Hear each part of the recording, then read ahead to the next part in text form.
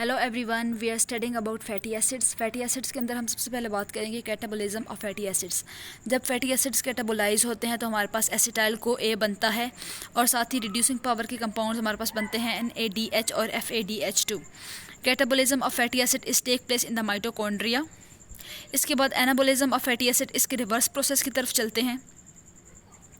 Anabolism में हमें require होता है एसिटाइल को ए विद मेलोनाइल को ए और साथ ही साथ हमें चाहिए होती है रिड्यूसिंग पावर ऑफ NADPH से। Anabolism of fatty acid animals के अंदर साइटोसोल के अंदर टेक प्लेस करता है और प्लांट्स के अंदर क्लोरोप्लास्ट के अंदर टेक प्लेस करता है। इसके बाद हम चलते हैं नेक्स्ट स्लाइड की तरफ। मेलोनाइल को ए किस तरह से बनता है? मेलोनाइल को A is formed from acetyl co A and bicarbonate. ये 2 स्टेप रिएक्शन होता है। कार्बोक्सिलेजेस एंजाइम्स जो हैं इस रिएक्शन को प्रोसीड करवाते हैं। बायोटिन हमारे पास एक मॉलिक्यूल है जो कि लाइजीन के साथ कोवलेंटली लिंक्ड होता है। अब बायोटिन क्या है? बायोटिन CO2 कैरियर है जो CO2 को लेकर जाती है एसिटाइल को ए के पास और इन दोनों को बाइंड करवाती है और हमारे पास जो मेन प्रोडक्ट है वो बनता है मेलोनाइल को ए।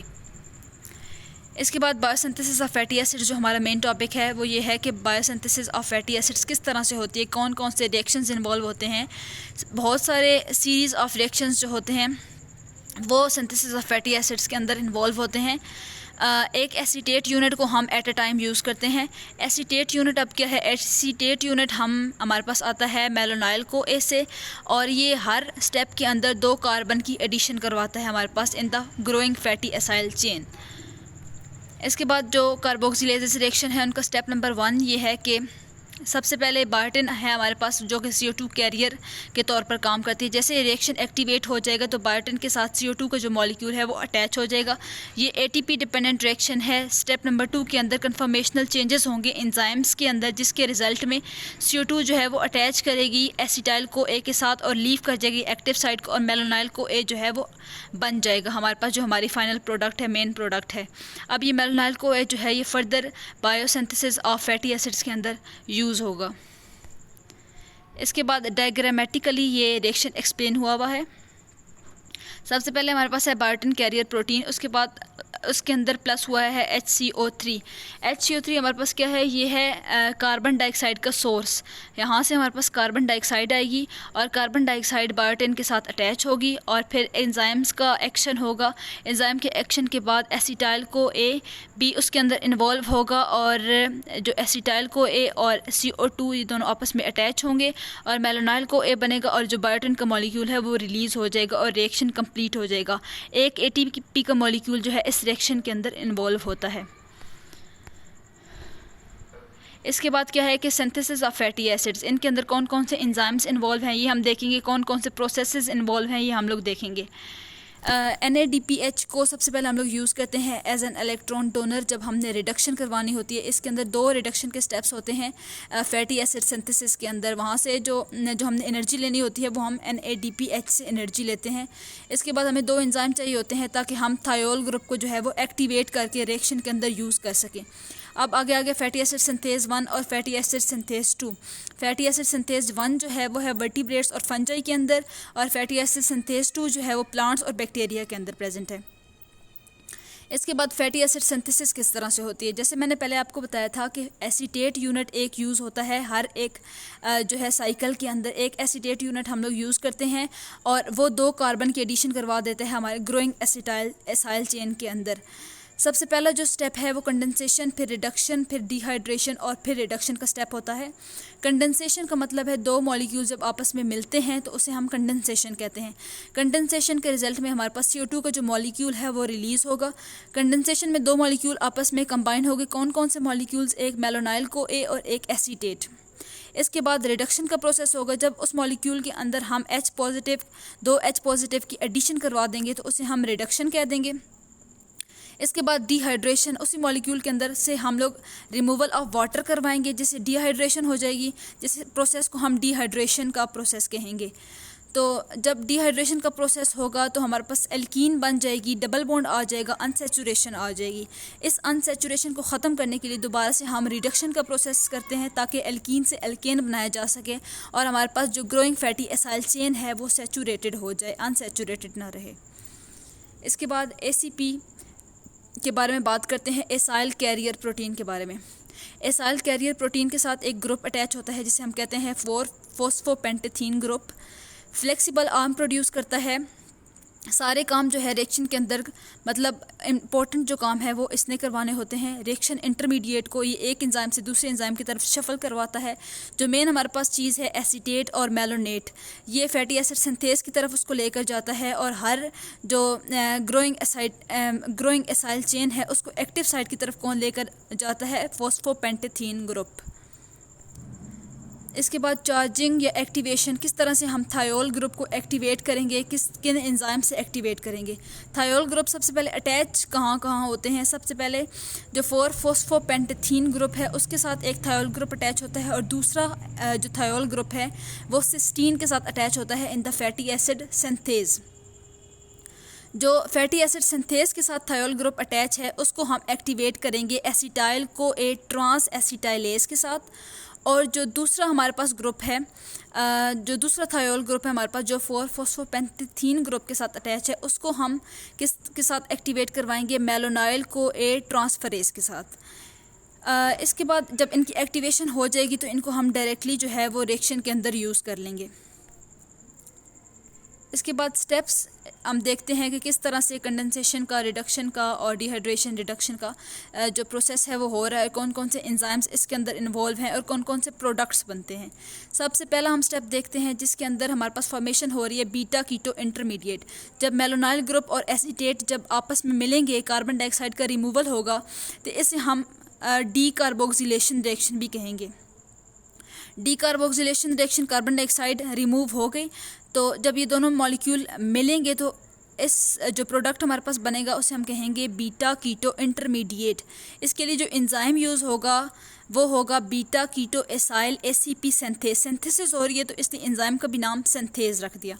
इसके बाद स्टेप नंबर 2 के अंदर क्या होता है, रिडक्शन होती है। हम लोगों ने H पॉजिटिव के एडिशन करवाने हैं। H पॉजिटिव जब ऐड होगा तो रिडक्शन हो जाएगी। तो रिडक्शन के प्रोसेस में हमारे पास कौन सा कंपाउंड बनेगा, बीटा हाइड्रोक्सी ब्यूटराइल ACP। जब ये कंपाउंड बनेगा तो ये कौन से एंजाइम की मौजूदगी में ये कंपाउंड बनेगा, कीटो एसाइल ACP रिडक्टेज। रिडक्शन हो रही है तो इसलिए एंजाइम के लास्ट पर रिडक्टेज का नाम जो है वो यूज़ हुआ है। इसके बाद तीसरा जो प्रोसेस है वो डिहाइड्रेशन का प्रोसेस है। डिहाइड्रेशन के अंदर हम लोग वाटर का रिमूवल करवा देते हैं उस मॉलिक्यूल के अंदर से।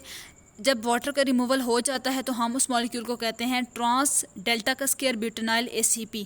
डेल्टा का स्केयर का मतलब है कि अनसैचुरेशन आ गई है एट कार्बन नंबर 2।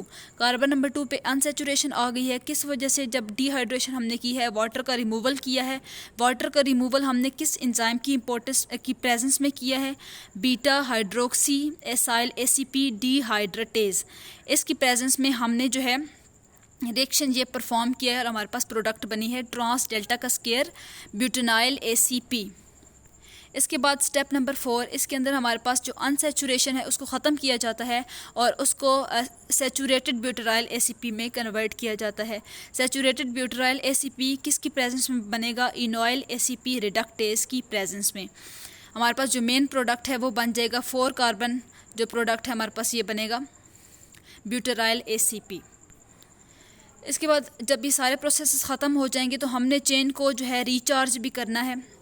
चेन को रिचार्ज किस तरह से करेंगे कि ACP के साथ ग्रोइंग एसिटाइल चेन जो है अटैच होगी, उसको हम ACP से डी अटैच करवा कर हम उसको अटैच करवा देंगे beta keto acyl ACP synthase के साथ। नीचे वाले ग्रुप के साथ उसको अटैच करवा देंगे ताकि ऊपर वाले ग्रुप के साथ दोबारा से मेलोनाइल ग्रुप आए, उसके साथ अटैच हो और दोबारा से कंडेंसेशन का process, growing fatty acyl chain का और मेलोनाइल को ए का कंडेंसेशन का प्रोसेस हो और बाकी सारे प्रोसेसेस जो हैं वो एक्टिवेट हो सकें। इसे कहते हैं हम लोग recharging of the chain. NADPH synthesis, जब हम रिएक्शन के अंदर NADPH को यूज़ करते हैं तो उसकी सिंथेसिस का प्रोसेस भी हमें एक्सप्लेन करना चाहिए कि किस तरह से NADPH की सिंथेसिस होती है। NADPH की सिंथेसिस 2 टाइप से हो सकती है, 2 रिएक्शन से हो सकती है। एक मैलिक एंजाइम से और एक जब ग्लूकोज 6 फॉस्फेट राइबोलोस 5 फॉस्फेट के अंदर चेंज होता है। मैलेट पायरोवेट के अंदर चेंज होता है तो हमारे पास एक NADPH का मॉलिक्यूल जो है बनता है, साथ में डी कार्बोक्सिलेशन भी होती है। ग्लूकोज 6 फॉस्फेट जब राइबोलोस 5 फॉस्फेट के अंदर चेंज होता है तब भी हमारे पास NADPH बनता है। इसके बाद पल्मेटिक एसिड जो हमारा मेन प्रोडक्ट है उसके बारे में बात करते हैं। फैटी एसिड सिंथेसिस का मेन प्रोडक्ट जो है वो है पल्मेटिक एसिड या पल्मेटेट। जब एक पूरा सीक्वेंस ऑफ रिएक्शन हमारे पास हो जाता है तो मैंने पहले बात की थी कि हमारे पास 4 कार्बन कंपाउंड आता है, ब्यूटाराइल ACP। इसके बाद फिर से हम लोग मेलोनाइल को एक को ऐड करेंगे तो हमारे पास 2 कार्बन की एडिशन होगी, 6 कार्बन बनेंगे। फिर 8 कार्बन बनेंगे जब मेलोनाइल ग्रुप फिर से ऐड करेंगे। इस तरह से कार्बन की एडिशन करते जाएंगे तो हमारे पास लास्ट प्रोडक्ट बन जाएगा पल्मेटिक एसिड या पल्मेटेट। तो ये हमारा जो है लास्ट प्रोडक्ट है of the fatty acid synthesis. इसके बाद मैंने इजीनेस के लिए लिख दिए हैं एंजाइम भी अलग से कि एंजाइम्स कौन कौन से यूज़ होते हैं फैटी एसिड सिंथेसिस के अंदर। पहला जो कंडेंसेशन के अंदर जो हमारे पास एंजाइम यूज़ होता है वो है beta keto acyl ACP synthase. Reduction के अंदर जो एंजाइम यूज़ होता है वो है beta keto acyl ACP reductase. Dehydration के अंदर DH एंजाइम यूज़ होता है जिसे हम कहते हैं beta hydroxy acyl ACP dehydratase. Reduction के अंदर इनॉइल ACP रिडक्टेज। और जो पहला हमने प्रोसेस पढ़ा था जो चार्जिंग, जब हम दोबारा से जो हम रिएक्शन है वो स्टार्ट करवाते हैं तो उसके अंदर जो है हम लोग एसिटाइल को ACP ट्रांसफरेज का यूज़ करते हैं। और पीछे एक बात थी कि जब हम पल्मेटिक एसिड, जब हमारे पास ये रिएक्शन बनता है, पल्मेटिक एसिड बनता है, सारे रिएक्शन जब हो जाते हैं तो पल्मेटिक एसिड बनता है। लेकिन पल्मेटिक एसिड पहले ACP के साथ अटैच होता है, फ्री फॉर्म में नहीं होता। जब ये ACP के साथ अटैच होता है तो हम इसे कहते हैं पल्मेटाइल ACP। ACP से हम इसको डीअटैच करवाने के लिए कुछ हाइड्रोलाइटिक रिएक्शंस करवाते हैं थायोएस्ट्रेज की प्रेजेंस में। थायोएस्ट्रेज ये एंजाइम है, इसकी प्रेजेंस में हम रिएक्शन करवाएंगे पल्मेटाइल ACP का। तो जो ACP है वो डीअटैच हो जाएगी पल्मेटेट से, तो उसे हम फिर कहेंगे पल्मेटिक एसिड। इसके बाद जो मेन प्रोडक्ट है हमारी, मतलब जो हमारे पास नेट रिएक्शन है उसको हम देख लेते हैं कि मेन रिएक्शन उसको कैसे परफॉर्म किया जा रहा है। मेलोनाइल को A की सबसे पहले सिंथेसिस हुई है हमारे पास। मेलोनाइल को A के अंदर हम लोगों ने एसिटाइल को A यूज़ किया था, कार्बन डाइऑक्साइड यूज़ की थी, ATP यूज़ किया था। तो 7 एसिटाइल को A जब हमने यूज़ किया तो इससे हमारे पास 7 मेलोनाइल को A आ गए। ATP 7 यूज़ की तो 7 ATP से ADP में कन्वर्ट हो गई। ATP जो है वो ADP में कन्वर्ट हुई और जो हमने H पॉजिटिव जो है हमारे पास वो भी रिलीज़ हुए, H पॉजिटिव, 7 H पॉजिटिव और 7 कार्बन डाइऑक्साइड इनका यूज़ हुआ हमारे पास। तो जब हमने पल्मेटिक एसिड सिंथेसिस, ये दूसरा रिएक्शन है पल्मेटिक एसिड सिंथेसिस का, एसिटाइल को इसमें यूज़ हुआ, मेलोनाइल को A यूज़ हुआ। मैंने बताया था कि NADH को हम लोग रिडक्शन पावर के लिए यूज़ करते ताकि हम लोग रिडक्शन करवा सकें। जब 14 NADPH भी हमारे पास यूज़ हुए तो पल्मेटेट बन गया। पल्मेटेट बना तो हर स्टेप के एंड पे, हर स्टेप के स्टार्ट पे कंडेंसेशन जब हुई तो हमारे पास CO2 का मॉलिक्यूल जो है वो रिलीज़ हुआ। 7 ही मेलोनाइल को A से फिर हमारे पास 7 CO2 के जो मॉलिक्यूल है वो रिलीज़ होंगे।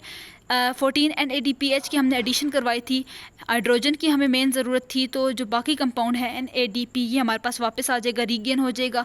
8 को A's जो है वो हमारे पास वापस आ जाएंगे। जो ओवरऑल नीचे स्टेशियोमेट्री है वो भी लिखी हुई है कि हमारे पास ओवरऑल सारे जो रिएक्टेंट्स हैं और प्रोडक्ट्स हैं वो कितनी बनती हैं और कितने रिएक्टेंट्स जो हैं वो यूज़ होते हैं। That's all about my topic. Thank you.